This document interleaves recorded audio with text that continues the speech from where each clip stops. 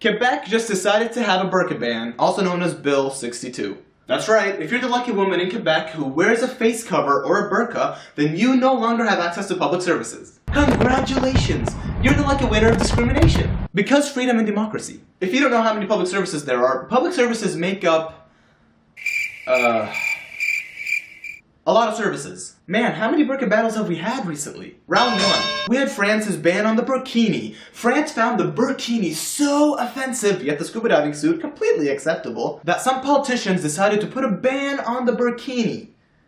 On the beach, where people go to swim. Because covering yourself is offensive. I don't get it. Oh, and then when it went to court, the court completely threw it out because it was, unlawful. So, burkinis won. Round 2. Canada's former Prime Minister, Stephen Harper, decided to take a woman to court because she decided to wear her face cover during the citizenship ceremony. Even though all the security checks and everything else that was required of her was done in accordance with the law, it just wasn't enough for Stephen Harper. He still took her to court, and the judge was like, "Are you out of your mind, Mr. Prime Minister?" Anyways, Burka Lady won. So now Quebec is going for round 3 of the Burka battle. Who will come out victorious?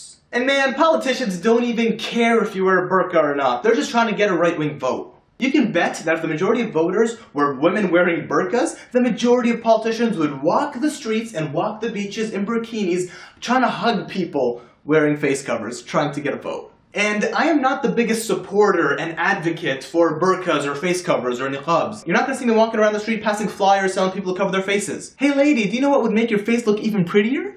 If you covered it. Yet, I am not going to tell women what they should or should not wear. I have no issue when it comes to national security reasons to see a woman's face to make sure it matches her ID or passport, for example, at an airport. Even Saudi Arabia has similar rules in the airport to make sure that women are who they say they are for national security reasons. That makes sense. My problem is with taking away women's religious freedoms and denying them access to public services, all in the name of freedom and democracy. Especially when you're a government that believes in the Charter of Rights and Freedoms, religious freedoms, and is against oppression and injustice. Just as we do not have the right to force women to put clothes on, we do not have the right to force women to take clothes off. I mean, have we really solved homelessness, poverty, and crimes, and everything else in the world that we have nothing better to do than to target a few women for what they choose to wear?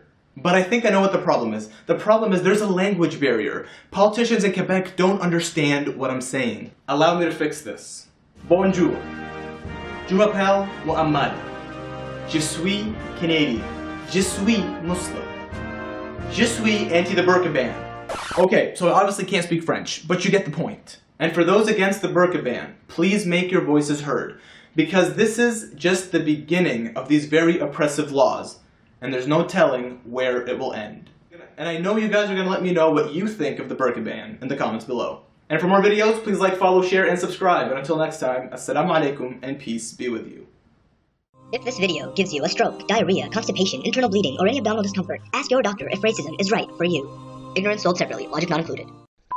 Then Canada's former Prime Minister. Then Canada extreme...